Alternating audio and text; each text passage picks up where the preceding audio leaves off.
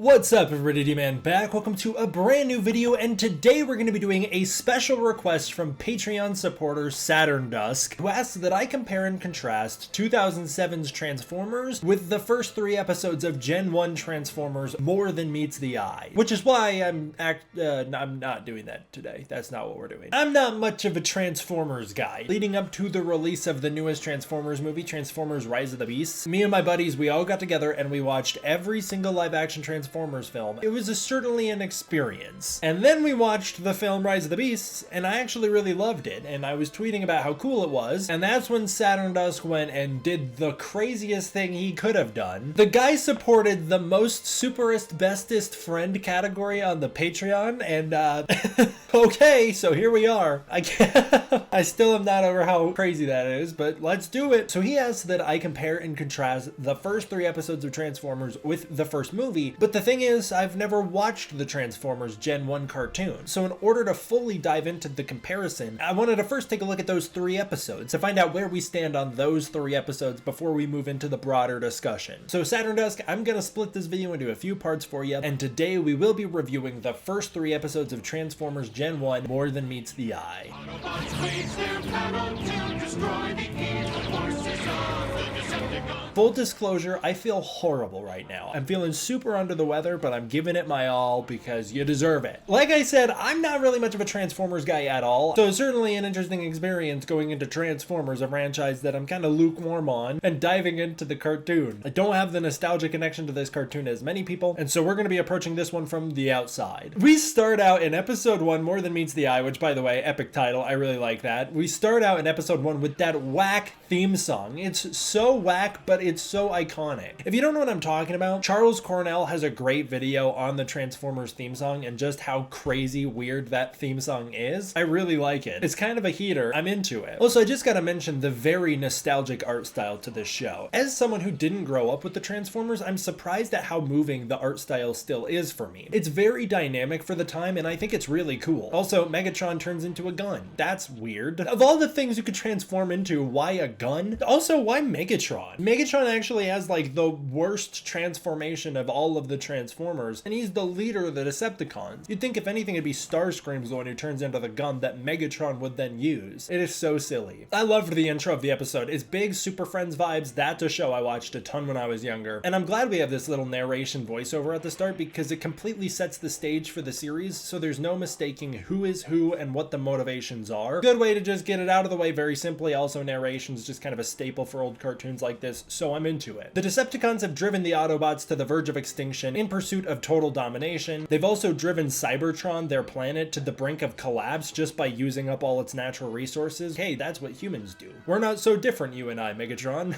And this is where we meet Bumblebee. Oh my god, what is wrong with this boy? He looks so freaking goofy. I can't get over the little horns on his head. I also can't get over his voice. I'm so used to the Michael Bay interpretation of Bumblebee who does not speak. It is so silly. Bumblebee and Wheeljack collect some conductors and then roll out in their spaceship forms in order to find Prime. And as they do, they're attacked by the Decepticons, who all turn into jets. I guess that's just like their base state. And it's here that we learn that the Transformers love puns, love car talk, and love banter. We also learned that Bumblebee is kind of new to all this. He's kind of the new guy. And it was during this opening sequence that I was really struck by how good the music and sound design was, so I just wanted to shout that out. And then Soundwave sends Laserbeak in to spy on our heroes as we meet Prime and hear his original voice, and it's so strange to me to hear this original voice. While it is still Peter Cullen, it's such a base version of what that voice would eventually become. It's not fleshed out in the way that it is when I'm used to hearing it, so that was really interesting to hear. Unless a new supply of energy is found, nobody is going to win this war. There are other Autobots scattered across the galaxy. We must reach them if we hope to survive. Megatron puts Shockwave in charge of Cybertron, and all the Transformers prepare to head out in search of a new energy source. But not before we learn that Starscream is just this little punk who is so desperate to become the leader. It's so funny. Just like Shockwave's voice. I can't get over how goofy that thing is. Fear not, Megatron. Cybertron shall remain as you leave it. I actually like this Megatron a lot. He's very clearly the inspiration for Vilgax, and I think that's so much fun. He's lamer than Vilgax though, don't get me wrong. I am here to fight Transformers fans. Both teams set out and run into a meteor shower, causing them to take damage, and in the aftermath, the Decepticons intercept the Autobots and invade their spaceship. A huge fight breaks out and the ship loses control, and while it is clear that some of the animation here was reused, the fight scene is actually pretty great, with some really cool moves going on. Then the Transformers crash on a distant planet into a volcano where they're all killed, and then the credits roll and there was no show.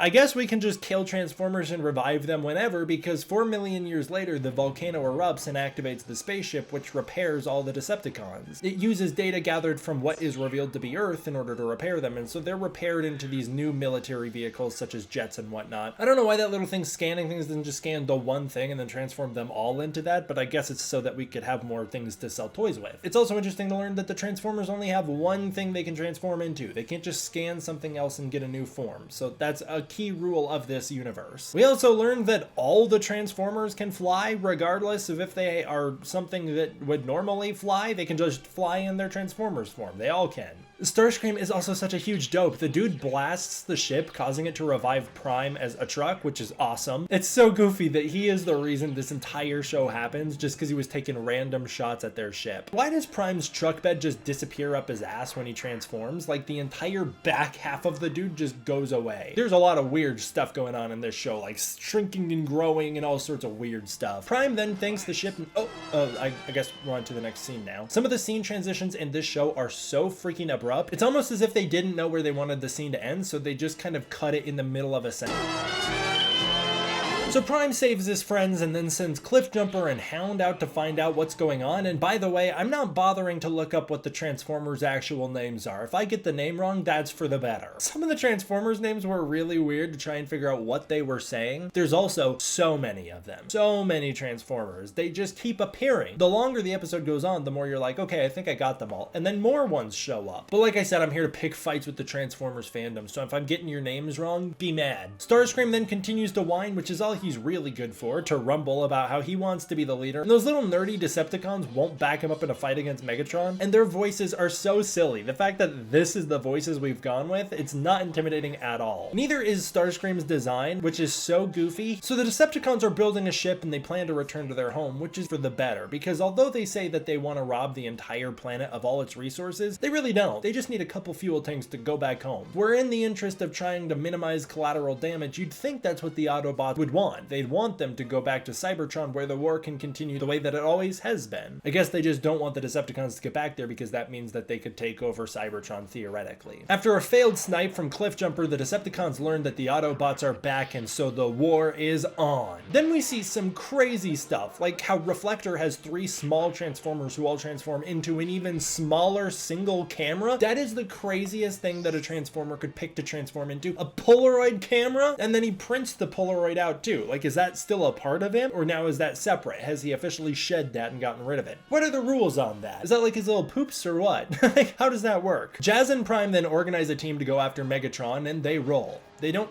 roll out, let's be clear, they just roll, but at least they're doing half of the catchphrase, which isn't uttered once in these first 3 episodes to what I could tell. The Decepticons discover oil, and they realize how valuable that resource is, and they want to destroy the planet by siphoning it all out. We're not so different, you and I, Megatron. Humans are pretty good at that. They fly to an oil rig and attack it, and then the Autobots show up in order to defend it, and the people on it, and so they do combat, and it's a big Transformers brawl. The Decepticons escape with oil and energon cubes, but they realize that the planet is far too valuable to just leave before they suck it dry of its resources. Which again is funny because that's absolutely not what they want to do. At the end of the day, they really just want a couple energon cubes filled up and then they're gonna go home. Meanwhile, the Autobots, who can also fly, like that's just something they can all do, they let the bad guys get away so that they can try and save the humans. It's a classic moral dilemma and is also the end of the episode. We now pick up in part 2 and things are pretty desperate as the Autobots are trapped in the remains of the oil rig as it sinks and burns, and they struggle to save as many people as possible. But but it's a pretty harrowing sequence. Prime explains immediately what's going on to the humans, wasting no time blowing the secret identity that he never even attempted to have. Prime agrees to team up with some of the humans so that the Autobots can get to know a little bit more about Earth. This is where we officially meet Spike Witwicky, and he gets to know the Transformers and learn of all their abilities, which includes hologram projection and the ability to turn invisible. That feels like a crazy random one that comes out of nowhere and is very OP,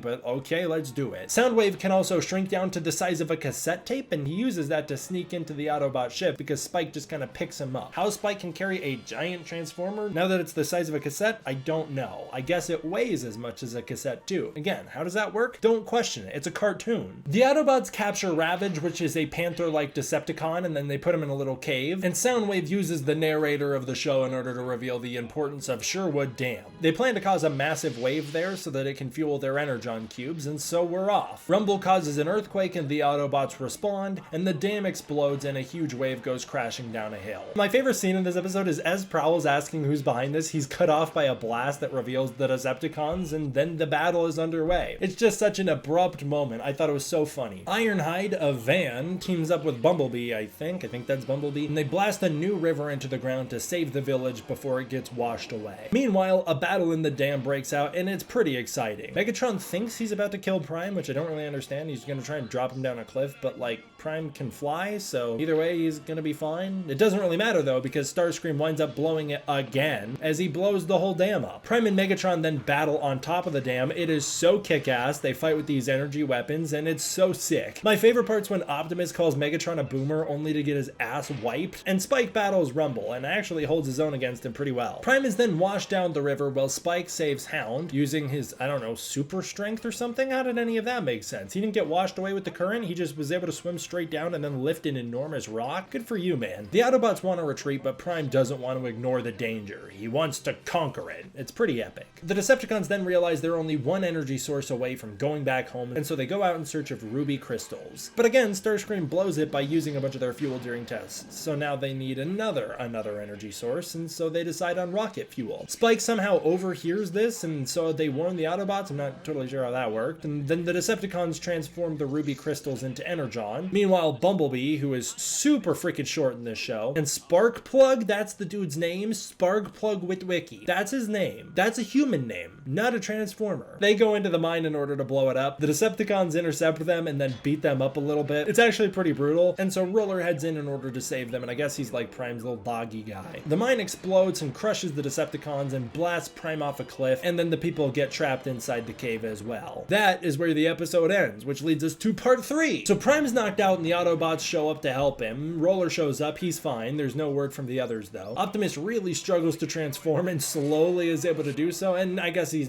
back to normal health. He's fine. So let's just move on, just like the show does. They search for their friends only to find them pinned down by rocks that they saved them from. Meanwhile, Megatron frees the Decepticons and flies away. Despite Prime's warnings, Ironhide and Blue's Feet I guess that's his name, because that's what they said. They take off into the air but discover they don't have the same flight capabilities as the Decepticons. And apparently, the Decepticons can teleport. Again, that's a very overpowered thing to do. Also, why'd you need to ask for permission to do that, dude? Just do it. But they can teleport, and so he does this in order to attack Shaggy, I mean, Blue's Feet, or Blue Streak. That's the one. I didn't want to look up the Transformers names, but I did have to look that one up because I was like, there's not a chance that they named a Transformer Blues Feet. What does that even mean? And he is played by Casey Kasem, and it is exciting whenever Casey Kasem lends a voice to this episode because it's just Shaggy, and that's what we're here for. Ironhide's then shot out of the air and needs to be rescued from a river. Meanwhile, Spike finds Prime to just be such an inspiration and wants to vote him to be president. And you know what, dude? I'd vote for that guy too. I think he's better than the other options we've gotten as of late. The Autobots then tease Ravage in his cage. It's pretty rude. The Autobots come up with this plan to trick Ravage into escaping and giving a false report to the Decepticons that'll lead them straight to this massive hologram trap that's been created. But before that can all happen, Starscream fires at Megatron and they get into this little scuffle where Megatron just blasts Starscream and makes him start begging for forgiveness. The guy's such a little bitch. The Autobots then dress, I think they're trying to dress as people, and they're attacked by Megatron, who uses a bunch of loose screws as distractions, as they say. So basically Megatron already knew of the plan, which makes this whole plotline worthless, because Megatron shows up and all he really does is gloat and give a monologue about how the Decepticons are currently raiding an airbase in search of rocket fuel and how they're gonna win as a result of that. And they're attacking Shaggy again. No, come on, guys. Jazz and Prime then roll. Not out, but They do roll again, but they only do so after they get everybody to volunteer for the battle, as they know that this is going to be a pretty tough one to win. Prime leads the attack and Megatron turns into a gun. Again, it is just so crazy that that's the direction they decided to go with this. And the fight scene is actually pretty cool, with some good payoffs to some previous battles in the previous episodes. Prime strips Megatron of his gun, and then they beat the snot out of each other for a while. And the humans actually do a pretty good job in this fight as well, as they were able to disarm some of the Decepticons. Megatron then orders a retreat to the space cruiser. The Autobots do take aim at it and try and blast it, but it's no use. And then Peter Cullen gives us this amazing scream in horror as he realizes they have lost. It's incredible. Prime then takes Sideswipe's rocket pack and takes off into space after them. Megatron blasts him out of the air. It's pretty brutal, and he has a huge tumble and a big crash landing. Starscream then thinks now's the time to strike, and so he takes his chance and tries to attack Megatron. And as he's doing so, Mirage appears, revealing that he snuck onto the ship by turning invisible, and so now a big battle happens with Megatron, Starscream, and Mirage, and it winds up destroying the ship and causing it to crash down into Earth. For some reason, Mirage was the only one smart enough to just abandon ship, and then the Autobots watch as the Decepticons crash into the ocean. Again, you guys can fly, so I don't know why he exactly needed to use a parachute here, nor do I know why the Decepticons just succumbed to their fate. Everybody celebrates their victory, and it's actually a pretty wholesome ending. The Witwickies then get super hyped and plan to head out into space with the Autobots with the goal of returning to Cybertron. The governments of the entire world then repay the Autobots for their service by all coming together to give Prime the resources they need to get back home to Cybertron. They also give Prime the resources to replenish Cybertron with its resources, so that's pretty nice of humanity. Then Spike goes and ruins the entire series, because they were off the hook until he adds one final note to his notebook about how nice it is that he'll never have to see the Decepticons again, and how nice it is that Megatron's dead, and how nice it'll be to— oh, no, that's Megatron. I guess he survived. He's fine. Never add one last note, man. You're supposed to just move on. We blame Spike for that. That's the Transformers, the first 3 episodes, and I gotta be honest, I'm not a Transformers guy, but it was a pretty good show. This was actually pretty solid, and I'm very impressed with the show for starting out with a pretty epic 3-parter. That's a big move. Not only is it a big, bold move to do a 3-parter, but they did a really good job with the storyline, making sure that it naturally developed over the course of the 3 episodes rather than feeling episodic. And I have to admit, I'm kind of into the storyline now, and I think I might maybe check out a couple more episodes, because at the end of each episode I was left wanting more, which is a pretty cool feeling. I don't really feel like this is the type of thing I would rate. It's not like the type of thing I'd give a rating out of 10, but I did really enjoy the watch. I thought the animation held up pretty well and was pretty exciting to see. I also thought the storyline was pretty engaging, and all the characters were a lot of fun, although there's just way too many of them. I don't know who's who, I don't know who can do what. So many names, so many Transformers, it's a lot to take in at once. Big shout out to you, Saturn Dusk, for recommending this one. It was a lot of fun to watch. I will definitely follow back up to talk about the movie at some point. That's going to be a very interesting discussion, and we'll talk about how the movie stacks up against these first 3 episodes. As always, I do want to give a huge thank you to all of my patrons who support me over on Patreon. I really appreciate the support I get over on the Patreon. If you want to support the Patreon, you can use the link in the description below. And another big thank you to Saturn Dusk for his generous contributions to the channel. I really appreciate you, man. Alright, I'm feeling really horrible, so I'm gonna have to end it here. Thank you guys all for watching. I hope you enjoyed. I will see you guys next time for the next one. D-Man, out.